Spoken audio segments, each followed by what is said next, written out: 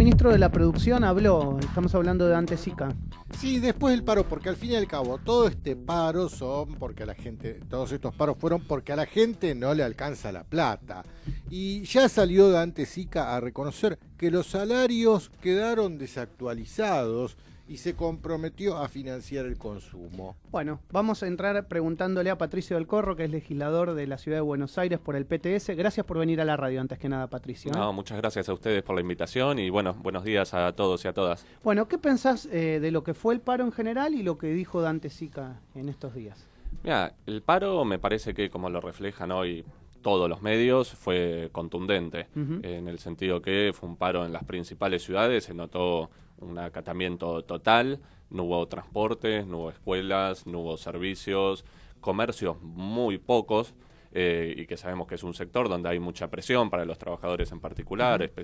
Entonces, eso muestra que hay un descontento muy alto con la situación económica, con la crisis, y que se percibe, y que no se percibe que esto va a mejorar. Eso también es un factor importante porque el gobierno viene queriendo decir que todo este ajuste es para que en un tiempo estemos mejor. Bueno, la gente no opina que va a estar mejor en los próximos meses, menos los trabajadores, sabiendo las paritarias que tienen.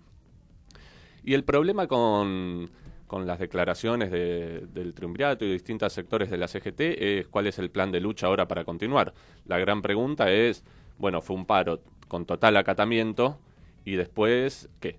Ahora, ¿cómo sigue la situación? Lo hablábamos fuera del aire y algo esbozábamos acá en la mesa. Claro, ¿cómo sigue? Porque, a ver, la CGT ya los reunió el gobierno, los llama después del paro. Bueno, a ver, ¿qué van a hacer ahora? Porque van a profundizar, es decir, el plan de lucha, o van a decir, bueno, el gobierno nos dijo que van a cambiar. Ahora, ¿qué van a cambiar? Porque de cambiar tienen que cambiar directamente su matriz ideológica. Esa sería la pregunta. No, y aparte ahora no es solo la matriz ideológica, que comparto, ese es el pilar, el proyecto de país, pero ahora tienen un acuerdo firmado con el Fondo Monetario Internacional que obliga a ir incrementando una serie de pautas de ajuste. Entonces, ¿cuál es la situación? Incluso algunos de la CGT, si no me equivoco, fue Acuña, dijo que era un paro para descomprimir, bueno, que ahora esto servía también. El peligro es que la CGT lo tome como eso, sabe que hay un malestar muy grande, sabe que hay una presión de las bases a decir, miren, flaco, esto no va más, no se puede seguir en esta situación, y que digan, bueno, ahora descomprimimos y sigue todo. Me parece que no va a venir la solución por parte de la CGT. A mí, por lo menos lo que me quedaba pensando en estos últimos días, es qué lecciones vamos sacando por ejemplo, del movimiento de mujeres. El movimiento de mujeres salió a las calles de manera masiva, completamente. Te vi con el pañuelito verde también. Ahí que sí, en la mochila, sí, aparte que tiene muchos años. Bueno, la campaña hace muchos años que viene realizando este reclamo, y decidieron salir a la calle y a conquistar, por lo menos hasta ahora, la media sanción con la movilización y mostrando la fuerza que tienen las mujeres, organizándose en las escuelas, en los lugares de trabajo, y eso volcándolo a las calles. Me parece que ese gran movimiento nos muestra un poco cómo tenemos que salir a enfrentar a este gobierno, que la clave es la masividad, no esperar la convocatoria de la CGT, sino empezar a organizarnos desde abajo por los reclamos, y que eso se tiene que expresar en una movilización. Por eso que el paro de ayer haya sido dominguero, como le dicen muchos, salvo de los sectores de la izquierda que estuvimos realizando acciones, me parece que muestra también que la CGT tenía miedo de las propias fuerzas que podía desatar, porque si hubieran convocado a Plaza de Mayo, ¿cuántos millones de trabajadores podría haber habido movilizados en todo el país? Y eso ya el gobierno no dejaba de ser un factor de una presión, un paro contundente, y hubiera puesto más en tela de juicio que el gobierno o cambia el plan económico o tiene una masividad en las calles que se lo obliga a cambiar. Un poco el que hizo el diagnóstico correcto que viene realizando la izquierda y también muchos líderes sociales fue el Pollo Sobrero, que puso en palabras tal vez muy vehementes en el día de ayer lo que muchos dicen en cuanto a la motivación. Ahora, hizo bien en decir que hasta que el gobierno caiga, porque tal vez el diagnóstico, te lo decíamos nosotros, puede ser muy correcto, pero el tema son las formas. Si estamos dentro de un marco democrático, el gobierno no debería caer. En todo caso, hay que sacarlo con las urnas, ¿no? Sí, me parece que la discusión principal ahora es cómo se frena el plan de ajuste. Ujú. Entonces, el gobierno está diciendo claramente que va a aplicar el plan del FMI para continuar todas estas políticas de recorte. Bueno, hay que enfrentar el plan de ajuste ahora. El tema después es, ¿qué pasaría si cae el gobierno también? Porque yo no, digamos, en ese sentido rescato, por ejemplo, las jornadas del 2001, rescato que la movilización popular echó a un presidente como de la Rúa con una situación que ya no daba más, de hambre, desocupación, 50% de pobreza en el país, pero hubo un problema, que fue cuál era la alternativa, o sea, qué venía. Entonces nosotros, me parece que ahora hay que trabajar para frenarle la mano al gobierno con este tarifazo, y por lo menos desde el Frente Izquierda, desde el PTS, lo que queremos ir construyendo es una alternativa a esos gobiernos, pero de los trabajadores, una alternativa, un gobierno de los trabajadores que rompa con todas estas alianzas con los grandes empresarios, empezando por el pacto con el FMI. Ustedes históricamente han hablado de la toma de deuda de la Argentina y que la toma de deuda es el problema principal para el desarrollo y el crecimiento de la Argentina como modelo de nación. Sí, quizás el único partido que en su programa político tiene la constancia de que no van a pagar deudas si toman el poder. Totalmente. Por eso hoy me pregunto, muchos critican la llegada del Fondo Monetario Internacional, pero nadie se atreve a decir, ok, yo como un eventual candidato al 2019 firmo ya que lo que hizo este gobierno no lo voy a pagar. No lo dice nadie. Nadie. Bueno, en realidad hay una discusión muy importante, ¿no? Porque si uno ve ahora las distintas variantes del peronismo, incluso otros sectores salen a ya instalarse en la campaña electoral del 2019. Si uno les pregunta qué van a hacer, nadie dice nada.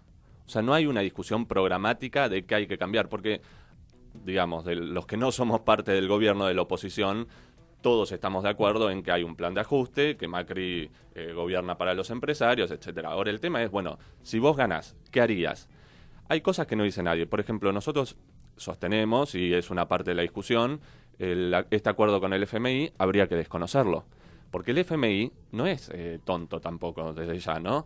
El pacto lo hizo por 4 años. 4 años ya tiene atado al próximo gobierno, Exacto. sea el macrismo, sea otra variante, etcétera. Entonces, si vos no decís que vas a romper con el FMI y que vas a desconocer ese pacto, lo que estás diciendo es que Macri es muy malo, pero lo que firmó lo vamos a cumplir. Y lo que firmó es un ajuste a la salud, a la educación, al trabajo. O sea, está claro que en la eventualidad de un gobierno del 2019 del Frente de Izquierda, o sea, se desconoce este pacto firmado con el FMI y la toma de deuda de estos años. Nosotros sí planteamos que hay que desconocerlo completamente, igual que el resto de la deuda externa. Hay fallos en la Argentina, incluso... Sí, miren un detalle, ¿no? La semana pasada la diputada Fernanda Vallejos, patrocinada por Eduardo Barcesat, a ver, uno de los principales constitucionalistas que hay en este país, presentó un recurso de amparo para declarar la inconstitucionalidad del acuerdo con el Fondo Monetario Internacional. ¿Por qué? Porque todo lo que tenga que ver con endeudamiento de la nación tiene sí o sí que pasar por el Poder Legislativo. Y acá no, acá se lo puentearon desde ya. Esto es a las claras anticonstitucional. Desde ya que este amparo va a caer, anda a saber en qué cajón roto, con qué juez. Pero esto es en lo que hace a la nación. En lo que hace a el ámbito de la ciudad, que es lo que a vos te compete. La ciudad también está tomando deuda a lo pavote. Sí. Toda esta obra pública que vemos, donde hay vallas amarillas por todo, que no sé por qué de golpe ahora las vallas son todas amarillas, ¿no? Raro, ¿no? Todo eso se hace en base a deuda externa que está tomando la ciudad. Se han encargado de colocarla a la ciudad dentro de lo que es las calificaciones de rating de estas agencias internacionales en AAA. La ciudad de Buenos Aires tiene categoría AAA, mientras la nación apenas logró esto de mercado emergente, la ciudad AAA. Desde la legislatura, ¿controlan este terrible endeudamiento que está llevando adelante la ciudad? Sí, controlar sí. Lo que pasa es que hoy el oficialismo ha tenido los votos en su momento para sacar estos empréstitos en general, siempre con la votación de alguno de los sectores de la oposición, sean los radicales en su momento o el peronismo en otros. La ciudad es real, lo que vos decís, ha más que quintuplicado su deuda en dólares, lo cual aparte ahora con la devaluación esa deuda en dólares hay que se pagarla multiplica. En dólares, claro. Pero esta deuda es parte de la deuda externa argentina, se suma a la nacional. Claro. A ver, no crean que es una deuda... Completamente. Y en la ciudad, si me dejas agregarte, hay un punto que es peor, porque la ciudad, por un lado, se está endeudando de manera muy alta en dólares, por otro lado, está vendiendo a lo pavote todos sus terrenos y sus bienes públicos. Sí. Entonces, es una analogía un poco extrema, pero en un sentido es el modelo que realizó el menemismo. Por un lado, de un alto endeudamiento y por otro lado, de venta de sus propios recursos, abuela, como fue en su momento las privatizadas, lo que era Entel, las empresas de luz, etcétera. Bueno, acá son los terrenos, que si se quiere es lo más valioso que tiene una ciudad, son los terrenos y la infraestructura. Y todo esto el gobierno lo está rifando completamente o vendiendo. Y a sus amigos encima. A sus amigos, bueno, no es casualidad que el gobierno de la ciudad y ahora también el nacional estén basado en las empresas constructoras, digamos, tiene un fuerte pilar ahí, donde, como vos decís, esas ventas de terreno son siempre para sus amigos. Yo recuerdo que el año pasado o el anterior debatimos mucho en la radio, cuando se trataba la ley, vos todavía no eras legislador, lo que fue la votación de la agencia de bienes, que justamente iban a ser todos esos bienes que pasaba a administrar un ente independiente al gobierno de la ciudad para poder justamente venderlos. Directamente se le otorgaban esos bienes a la agencia de bienes para que la agencia de bienes lo vendiera como quisiera, sin que tuviera autorización puntual de la legislatura la venta de un bien. Sí, yo estuve en esa discusión, votamos en contra desde ya, y después pasó algo, se gastaron millones de pesos en levantar esa agencia de bienes y la disolvieron este año. Tuvieron que votar que se disolvía la agencia de bienes porque igual todos los terrenos tenían que pasar por la legislatura. Entonces, como no pudieron hacer esa trampa, terminaron gastando millones de pesos en un organismo que era para hacer unas grandes estafas. Bueno, y lo tuvieron que cerrar porque la venta de terrenos sigue teniendo que pasar por la legislatura. Sebastián. Yo te escuchaba hace un rato decir que, bueno, que el gobierno gobierna solamente para los empresarios. ¿Vos crees que efectivamente ellos están implantando un plan económico exclusivamente para hacer negocios o que ellos tenían una buena intención quizás y que les fue saliendo mal el programa económico? ¿O cómo crees que está desarrollándose? No, para mí tienen un plan de país y lo están llevando adelante en líneas generales. Es un éxito para ellos el plan que están haciendo. Es una transferencia de recursos de los sectores trabajadores a los sectores más concentrados de la economía. Sin contar todas las últimas devaluaciones que hubo estas últimas semanas, ya había un 2% del PBI que había pasado de los sectores trabajadores a los sectores más concentrados de la economía.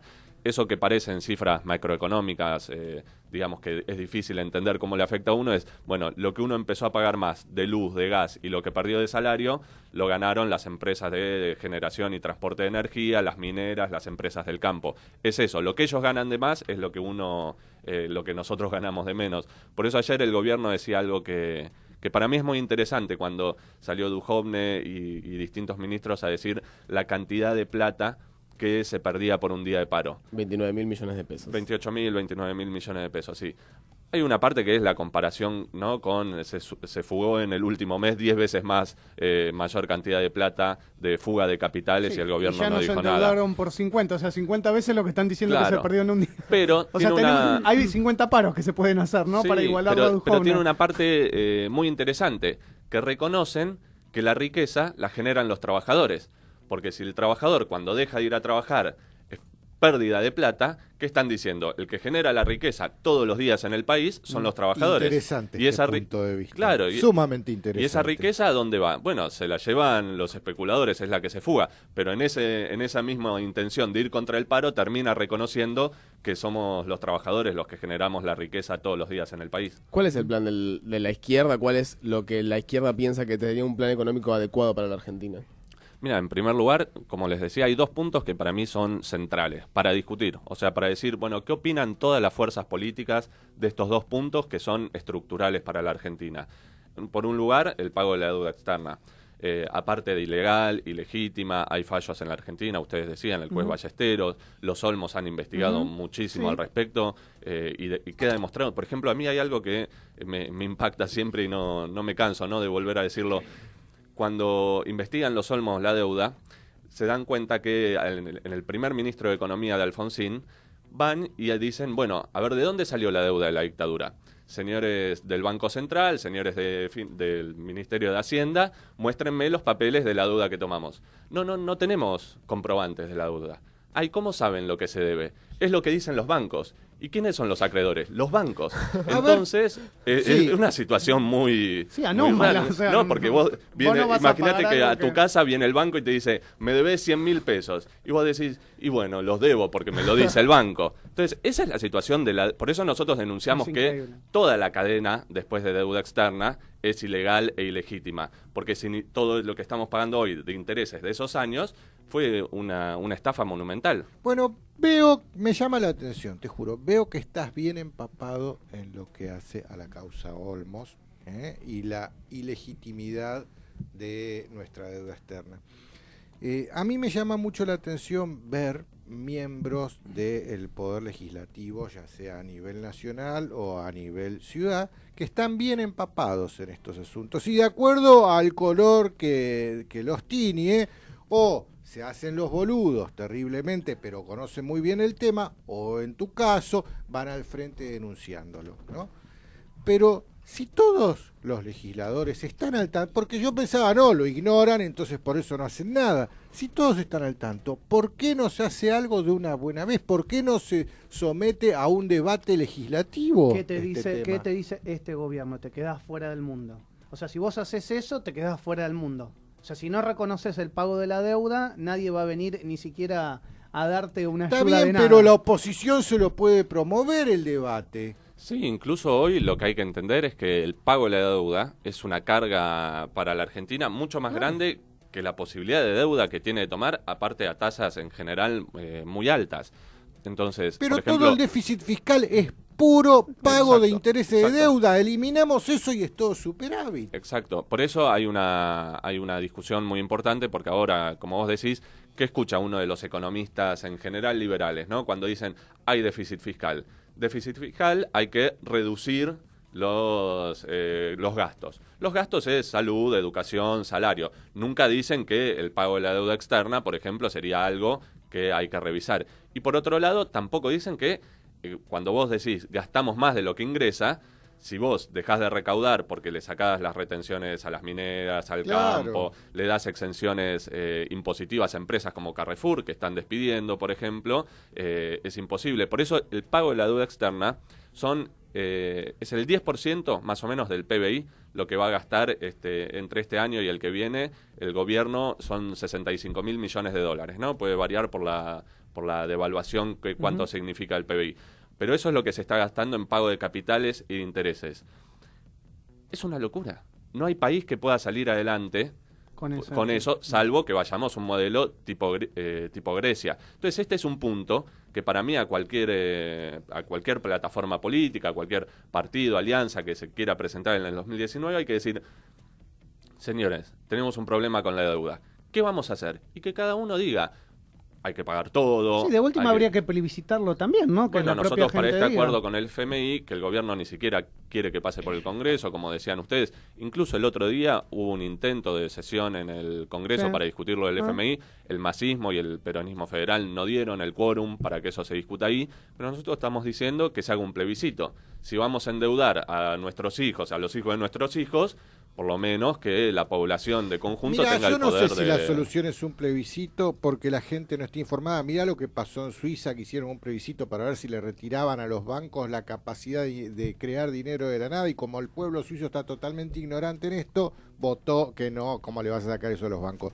Acá es lo mismo. Esto es una función que lo tienen que debatir los legisladores, que lo debatan los legisladores. Y ahora que me voy enterando, a la medida que voy conociendo cada vez más legisladores y que están empapados en el tema todos, es hora de que tomen el toro por las astas. Si el oficialismo no quiere promover el debate, que sea la oposición la que lo ponga contra las cuerdas para promoverlo. Es muy interesante lo que él acaba de decir, los partidos políticos que no dieron el quórum para debatir esto. Sí, eso me llama el masismo y el PJ. Sí. Y sabemos que Sergio Massa fue en gran medida invitado al Council of Foreign Relations, acá en el Hotel Alvear, fue invitado en los Estados Unidos. Macri se lo llevó a Davos. Entonces, es interesante esto que él dice, ¿no? Porque también empezamos a desgranar y a entender cómo se mueve el dinero en el mundo y quiénes son los representantes en Argentina que pueden llegar de alguna manera a apoyarlos indirectamente para una sucesión y garantizar que les paguen la deuda, ¿no?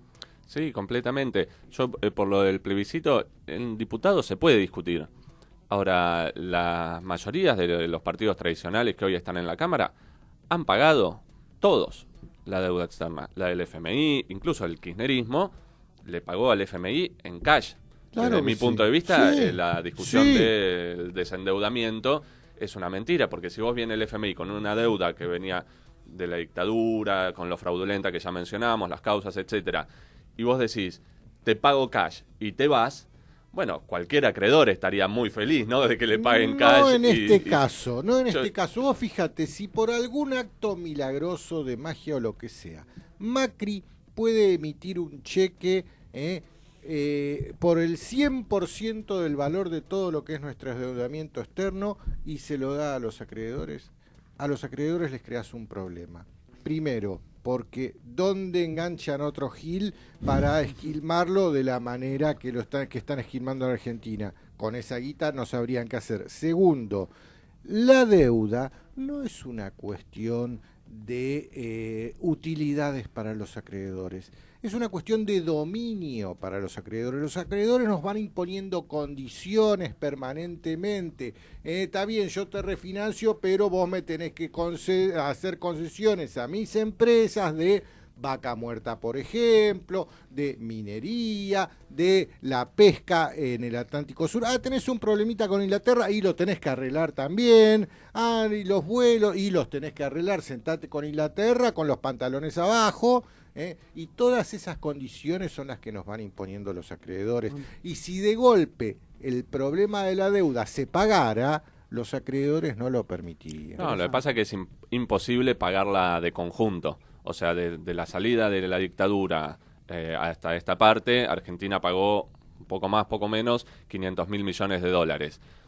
Todavía debemos 400.000 millones de dólares. Sí. Entonces quiere decir que es impagable. Te digo, con determinados organismos, hay determinados organismos que si le decís te pagamos con los intereses, todo, lo aceptan gustosos, porque después saben que es una rueda, entonces que en algún momento se Le va a vas a volver a pedirle financiamiento, y entonces ahí se arma esa rueda cíclica. Por eso decimos que la deuda externa, ¿por qué no hay que pagarla? En primer lugar, es imposible pagarla. Es ilegítima, es ilegal, y la podemos seguir pagando durante siglos.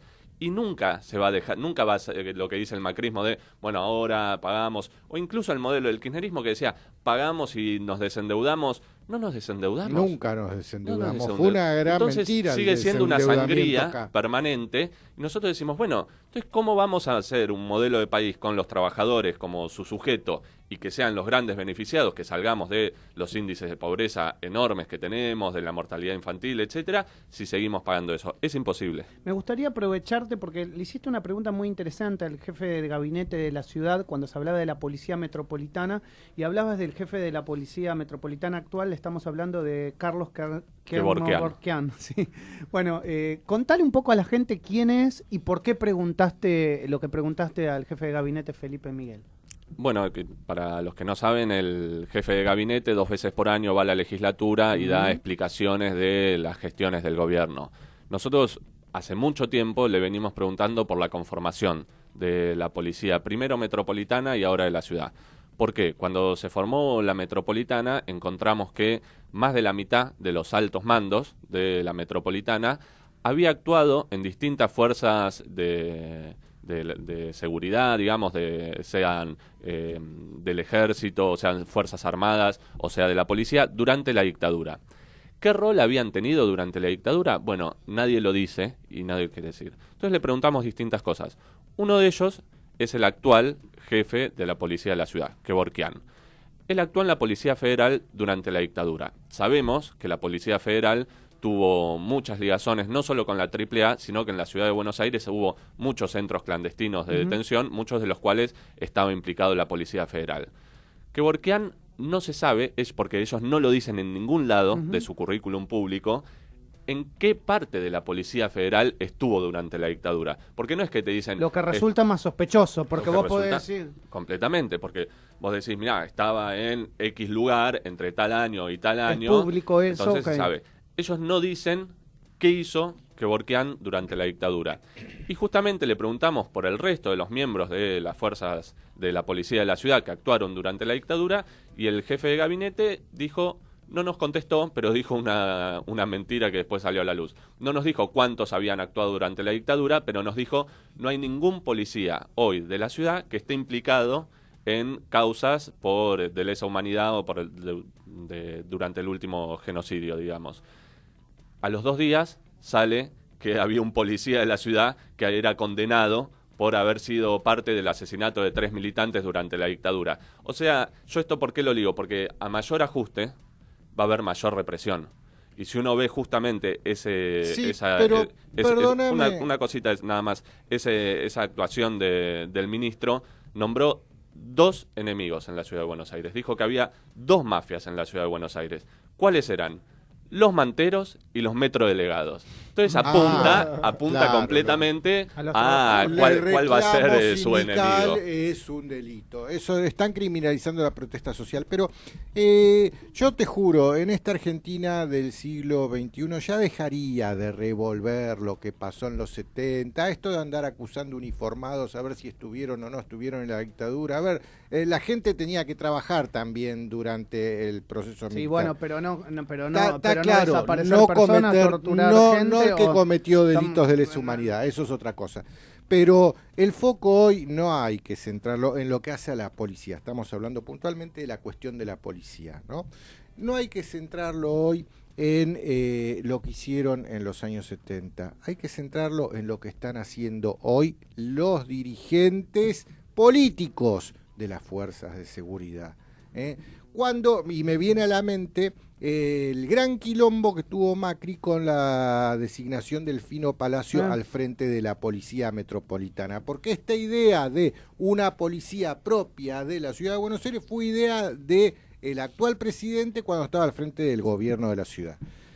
Cuando lo cuestionaron acerca de por qué designó al Fino Palacios después de que saltó un quilombo con escuchas y un montón de actividades ilegales, él muy suelto de cuerpo dijo que a la hora de designar al frente de la policía de la ciudad, de la policía metropolitana de aquel entonces, a un jefe, fue a preguntarle a los que saben. Fue a la Embajada de Estados Unidos, fue a la Embajada de Israel, porque ellos tienen organismos tipo CIA, tipo Mossad, que saben quién es quién, y ambos coincidieron en recomendarle al Fino Palacios. Y yo me pregunto hoy, a través de toda la catarata de acuerdos que está firmando tanto el Ministerio de Seguridad de la Nación como el Ministro de Seguridad de la Ciudad con el Estado de Israel, que es terrible la catarata de acuerdo. Nuestra policía de la ciudad hoy prácticamente está siendo entrenada por la policía israelí, prácticamente. ¿Hay informes sobre eso, pedidos de informes en la legislatura? Hay pedidos de informe. En general, todos los pedidos de informe que son del tema seguridad se bloquean. Por ejemplo, que nosotros pedimos saber cuántos policías actuaron durante la dictadura, este es el 3er año que estamos pidiendo que se trate en comisión, no que se vote en el recinto, que se trate en comisión, y se niegan. ¿Por qué nosotros lo ligamos? Porque hay cosas que, de última, vos ves un modelo y no cambió tanto. El modelo de la policía no cambió tanto, y comparto lo que vos decís de la injerencia especialmente de la Mossad, especialmente vía Patricia Bullrich y su gente que llega a la ciudad también. Que se han visto camiones de la policía israelí en la ciudad, han salido en redes sociales. Sí, pero cuando vino Netanyahu, el primer ministro de Israel, hace poco tiempo... los acuerdos son públicos, los acuerdos entre el Estado Nacional o el Estado de la ciudad con el Estado de Israel y sus fuerzas de seguridad son públicos. Son públicos. Pero no se sabe el alcance que tienen. Son una muestra más de porque si vos tenés, como se mostró aparte cuando fue la discusión por este uso, etcétera, si vos tenés servicios de inteligencia colonizados directamente, manejados por distintas ramas, por la CIA, por la Mossad, etcétera, cuando vos tenés una policía que funciona al servicio de eso, y cuando tenés una policía que para lo que se está preparando es para la represión de la protesta social y de los trabajadores, ahí es donde se liga. qué es lo que pasó en la dictadura, cuál es la ligación ahora con los servicios de inteligencia de países extranjeros, qué policía están preparando, o sea, qué perfil, cuando dicen una policía de cercanía del barrio, es una mentira total. Lo que están preparando es una policía de represión de la protesta social. Por eso eligieron dos enemigos muy, muy claros. Los metrodelegados, que son un sector no alineado con la burocracia sindical, que está en una tregua con el gobierno, y los sectores de manteros, que para mí también es una discusión más profunda sobre la ciudad, pero tiene que ver con la expulsión de la zona, por lo menos centro de la ciudad de Buenos Aires, de todo lo que sea sectores pobres, vendedores. Todo eso, ellos quieren hacer una limpieza social de la ciudad, entonces mostrar una ciudad de Buenos Aires que alguien pase y diga qué linda que está, qué bien pintada, todo. La gente que vive en las calles, la gente de las villas, etcétera, afuera. las expulsan afuera o a los guetos. Por ejemplo, lo que pasa con los chicos de la Garganta en el Bajo Flores, por ejemplo, es una muestra. Si vos querés salir del gueto en el que transforman las villas, la policía te dice, te vamos a moler a palos. Entonces volvete, es una manera... Está hablando de la represión de la Garganta Poderosa, que es una revista de... Claro, de militantes populares y que también denuncian estas hostilidades de la policía o denuncias de torturas, etcétera. Entonces yo ligo la crisis económica a reforzar este modelo represivo de la policía. La última y cortita, si lo podés describir, te levantás en 10 años, ¿cómo te gustaría ver a la Argentina? Me gustaría ver que toda esta experiencia que viene habiendo y el crecimiento también de la izquierda junto a los trabajadores se pueda transformar en un gobierno de trabajadores en la Argentina. Me parece que es algo que se puede hacer, que en la Argentina hay grandes movimientos muy vivos sobre los cuales apoyar ese proyecto. El movimiento obrero en Argentina tiene una enorme tradición de combatividad y de defender sus propios intereses. El movimiento de mujeres me parece que suma a eso, los reclamos por derechos democráticos, etcétera, y que eso puede confluir a pensar que en Argentina se puede romper con una salida de los capitalistas que implica el pago de la deuda externa, seguir viviendo siempre para los grandes empresarios y con grandes niveles de pobreza y bajos salarios, y que eso, por la primera pregunta que vos me hacías también, hay dos puntos que a mí me gustaría que se vieran en un gobierno de los trabajadores. Uno es el no pago de la deuda externa y otro es el de la estatización de los servicios públicos, que es algo que también se perdió del menemismo a esta parte. Parece que los servicios públicos en Argentina son para darle ganancia a algunos. Y hago una pregunta y con esto termino para ejemplificar qué sería un gobierno de los trabajadores. Hoy el gas o la luz sale de pozos de gas o de petróleo de Argentina, lo trabajan trabajadores de Argentina, se transporta por Argentina. ¿Y por qué una madre, un padre, llega a su casa y va a cocinarle a sus hijos después de trabajar todo el día y en ese gas le tiene que estar dando una ganancia a multimillonarios como Lewis o como todos esos grandes? Es que claramente eso bajaría la tarifa. Claro, pero eso bajaría así todo la tarifa. con lo que vos acabás de decir.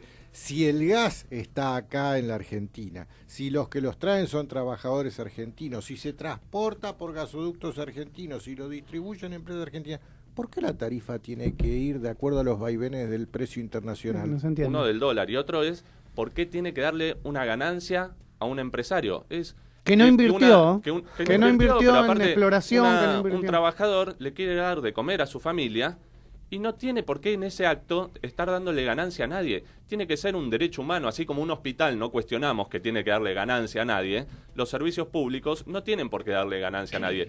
Esos puntos me parece que son los estructurales que nosotros queremos empezar a discutir sobre qué haría un gobierno de los trabajadores y que también implican una ligación con la lucha actual, y yo con esto cierro, si me permitís.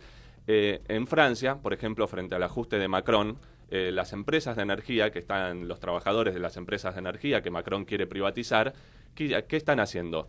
Le cortan el gas y la luz a las grandes empresas que despiden a sus trabajadores y le reconectan la luz a las familias que no pueden pagar la luz y el gas. Están haciendo Entonces, eso, por ejemplo, ¿por qué los sindicatos en la Argentina no lo pueden hacer?